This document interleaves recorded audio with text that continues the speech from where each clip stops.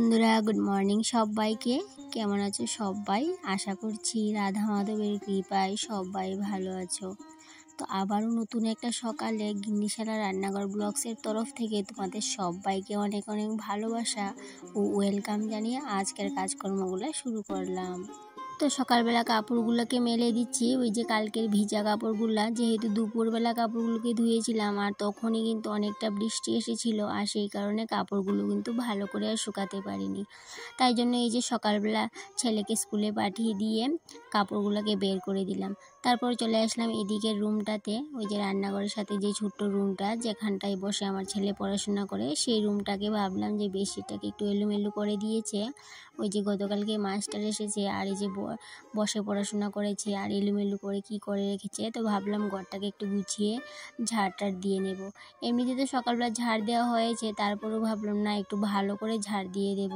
তো যাই হোক, এদিকে বেডশিটটা গুছিয়ে কিন্তু সোজা চলে যাব রান্নাঘরে। কেন কি সকালে যে ছেলে ভাত খেয়ে গিয়েছিল সেই থালটাও কিন্তু ধোয়া হয়নি। ওই ছেলেকে স্কুলে পাঠিয়ে দিয়ে একটু সময় কিন্তু শুয়েছিলাম। জানো তো বন্ধুরা, সকাল থেকেই না আজকে ভাবছিলাম কি রান্না করব। কেন কি বৃহস্পতিবারে না ওই যে মাছ মাংস ডিম এগুলো তো খাওয়া পড়ে না। এমনিতে তো ঘরের সমস্ত বাসন কুসন ধুয়ে নিরামিষ খেতে পারি না, কিন্তু ওই যে ডেক কড়াই এগুলো ধুয়ে নিই, ধুয়ে কিন্তু নিজের মতো করে একটু নিরামিষ করে নিই। কেন কি বৃহস্পতিবারে মা লক্ষ্মীর যেহেতু ঘট স্থাপন করি, সেই কারণে কিন্তু মাছ মাংস ডিমটা খাওয়া পড়ে না। তো যাই হোক, সকাল থেকে তো ভাবছিলাম কি রান্না করব, তারপরে কিন্তু আমার মাসিমণি বলতে আমার বড় জায়ের মা আমাকে দুটো লাউয়ের ডুকা দিয়ে দিল।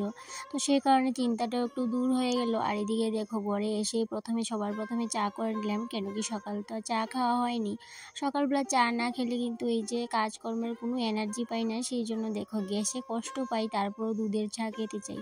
তো যাই হোক, তারপর চাটা খেয়ে বাসনগুলো নিয়ে বেরিয়ে পড়লাম। আর এদিকে দেখো, বাসনগুলো নিয়ে যাওয়ার সময় হঠাৎই মনে পড়লো যে হাজব্যান্ড যে চা খেয়েছে ওই ঘরে কিন্তু চায়ের কাপ বাসন রয়েছে। তো তাই জন্য ওই ঘর থেকে কিন্তু বাসনগুলো নিয়ে আসলাম, তারপরে ধুয়ে নিয়ে আসলাম। আর এই দিকটাই দেখো, এই যে ট্রের মধ্যে চায়ের দাগ পড়ে আছে।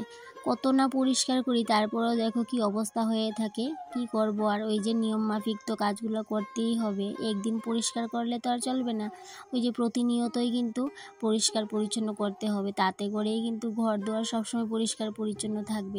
আর এদিকে দেখো, কৌটাগুলো গুছাতে গিয়ে দেখি সর্ষের কৌটোটা না খালি হয়েছে। তো ভাবলাম কৌটোর মধ্যে সর্ষে ভরে নিই, তো ভরতে গিয়ে দেখি সর্ষাগুলো না ধোয়া হয়নি, সর্ষাগুলোর মধ্যে অনেকটাই মাটি। তো তাই জন্য অল্প করে কিছুটা বেছে ভরে নিলাম, আর বাকি সর্ষাগুলো কালকেই ধুয়ে দেবো। আর এদিকেই দেখো, ইন্ডাকশনটাও মুছে নিচ্ছি। তারপর কি হয়েছে বলো তো, ঘরটা গুছাতে গিয়ে দেখি কিছুটা পাঁপড় ছিল ঘরে, সেগুলোর মধ্যে না এত পিঁপড়া হয়েছে আর এমনভাবে খেয়ে নিয়েছে, দেখলে মনে হবে কি ইঁদুরে খেয়েছে। আসলে কিন্তু তা না, আসলে হয়েছে কি পিঁপড়াগুলোই খেয়েছে। তো ভাবলাম সেগুলোকে ফেলে দেব, কেমন কষ্ট হয় যে একটা জিনিস, কত টাকা দামের জিনিস ফেলে দেব। তাই জন্য পাঁপড়গুলোকে থালে করে রোদে দিয়ে আসলাম বাইরে। আর এদিকটাই দেখো, কাজ করতে গিয়ে কাজ আরও বাড়িয়ে দিলাম।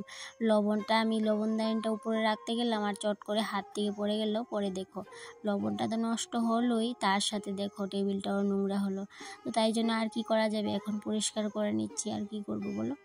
এমন একটা সময় ছিল যখন না এত আলসে ছিলাম, বিয়ের আগের কথা বলছি, তখন না কোনো কাজকর্ম করতে এতটাও ভালো লাগতো না।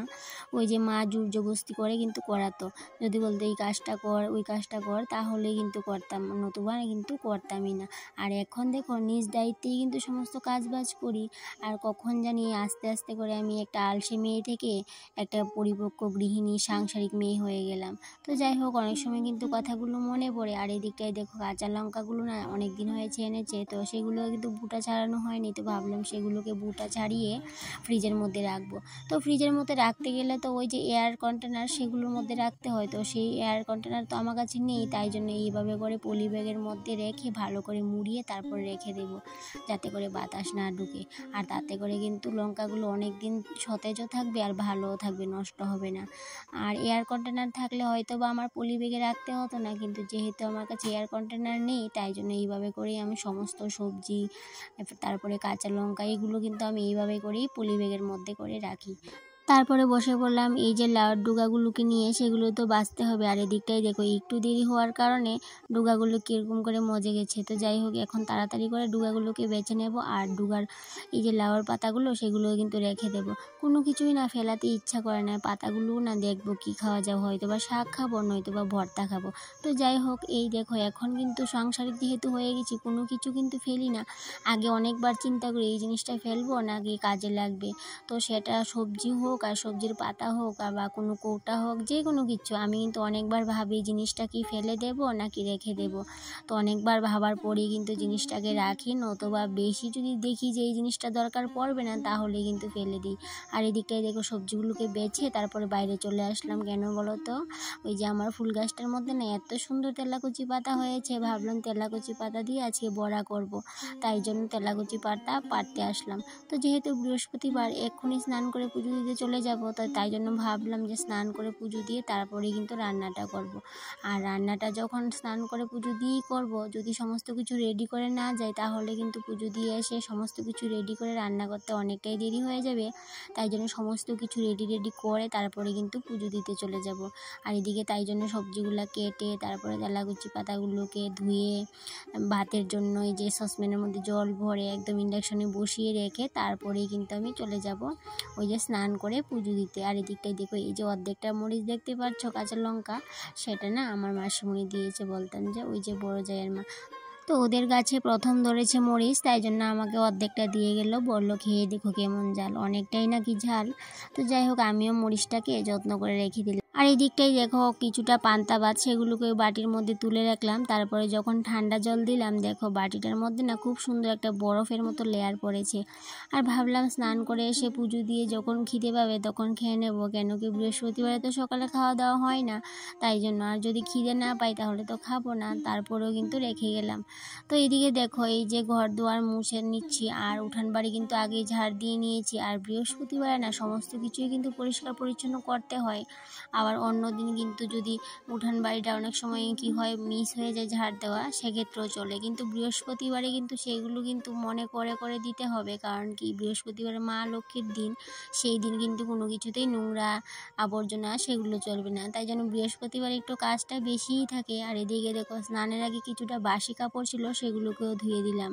আর সেগুলোকে না একদমই সার্ফ সাবান ছাড়া ধুয়ে দিয়েছি, কারণ কি বৃহস্পতিবারে যেহেতু সার্ফ সাবান দিয়ে কাপড় চোপড় ধোয়া ভালো না, তাই জন্য আমি ওই নিয়মটা না একটু মেনে চলি। তাই জন্য এই যে সার্ফ ছাড়া এমনি জল দিয়ে, খালি জল দিয়ে কাপড়গুলোকে ধুয়ে দিলাম। তারপরে আবার স্নান করে সোজা চলে আসলাম ঠাকুর ঘরে। আর এদিকটাই দেখো ওই যে আমার মাটির ঘরটা ছিল, যেটা মা লক্ষ্মীর সামনে আমি বসাতাম, মা লক্ষ্মীর ঘরটা, সেটা না একটু কালারটা ডিসকালার হয়ে গেছে, তো ভাল লাগছিল না। তাই জন্য আজকে পিতলের এই গ্লাসটা নিয়ে নিলাম। ভাবলাম কি যতদিন অবধি ঘরটা না কিনি ততদিন অবধি আমি এই গ্লাসটার মধ্যেই মা লক্ষ্মীর ঘরটা স্থাপন করব। তো অনেক নিয়ম আছে বৃহস্পতিবারে, তো সবগুলা নিয়ম না মেনে চলতে পারি না, কেন কি সবগুলা নিয়ম মানা সম্ভব হয় না। এই যেমন বেলপাতা না আমাদের বাড়ি থেকে অনেকটাই দূরে, তাই জন্য কিন্তু বেলপাতাটাও আনতে পারি না। ইচ্ছে করে গিয়ে আনতে, কিন্তু ওই যে সময়ের অভাবে কিন্তু এত দূর থেকে গিয়ে আনতে পারি না। তবু নিজের মতো করে একটু পুজো নিয়ম আচ্ছা করে থাকি, কিন্তু বেলপাতাটা দিলে হয়তো বা আর একটু ভালো লাগতো, মনটা শান্তি পেত। যাই হোক, এদিকটাই দেখো এই যেই থালটার মধ্যে আমি গড়টা বসাবো সেখানটায় ধান দিয়ে দিলাম, তার সাথে দিয়ে দিলাম একটু মাটি। কেন কি ধান তো এমনিতে দেওয়া ভালো নয়, তার সাথে কিন্তু একটু মাটি দিতে হয়, সেই জন্য বাইরে থেকে একটু মাটি নিয়ে আসলাম। তারপরে একটু কিছুটা দুব্বা দিয়ে গড়টা বসিয়ে দিলাম।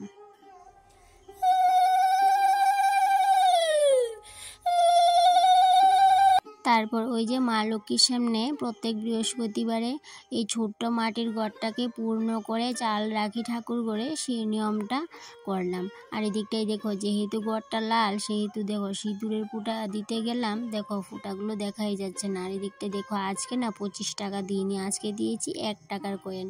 কেন কি 1 টাকাই কিন্তু শুভ, 5 টাকা থেকে 1 টাকাটাই শুভ, সেটা আমি শুনেছি। তাই জন্য ভাবলাম এখন থেকে আর 5 টাকা দেবো না, 1 টাকাই দেবো।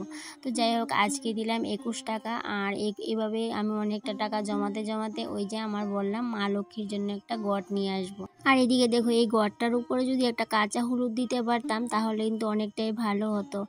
অনেক কিছু আছে যেগুলো আমি জানি তারপরও দিতে পারি না, কেন কি বাড়িতে তো কাঁচা হলুদ নেই, তাই জন্য আর দিতে পারলাম না। তবে চেষ্টা করব অন্য দিন বাজার থেকে একটু বেশি করে কাঁচা হলুদ নিয়ে এনে রেখে দেব। তারপরে প্রত্যেক বৃহস্পতিবারে মা লক্ষ্মীর সামনে গটের উপরে কাঁচা হলদি দেবো, তারপরে 1 টাকার কয়েন দেবো। তো বৃহস্পতিবারে পুজো কমপ্লিট করে নিয়েছি, এবার চলে আসলাম সোজা রান্নাঘরে। ভাতটাও বসিয়ে দিলাম, তার সাথে সবজিগুলো ধুয়ে নিচ্ছি। আর এদিকে দেখো যেহেতু এগুলো রেডি করে গিয়েছি, এখন কিন্তু রান্না করতে অতটাও সময় লাগবে না। আর আজকের রান্নাতে তো দেখলেই কি করবো, তেলাকুচি পাতার বড়া আর এদিকে নিরামিষ তরকারি। তো এইটুকুতেই হয়ে যাবে, যেহেতু অভাবের সংসারের বউ হয়ে যখন এসেছি তখন তো হিসেব করে চলতেই হবে। আর হিসেবের মূল্যটা না এখন ভালোই বুঝতে পারি। তো যাই হোক বন্ধুরা, দেখো গরম গরম ভাতের সাথে তেলাকুচি পাতার বড়া অনেকটাই ভালো লাগবে। আর এদিকে তোমাদের সাথে কথা বলতে বলতে আজকের ব্লগ ভিডিওটা না শেষের পর্যায়ে চলে আসলো। সেক্ষেত্রে আবার দেখা হবে পরবর্তী কোনো একটা নতুন ব্লগে। ততক্ষণে তোমরা ভালো থেকো, সুস্থ থেকো। টাটা।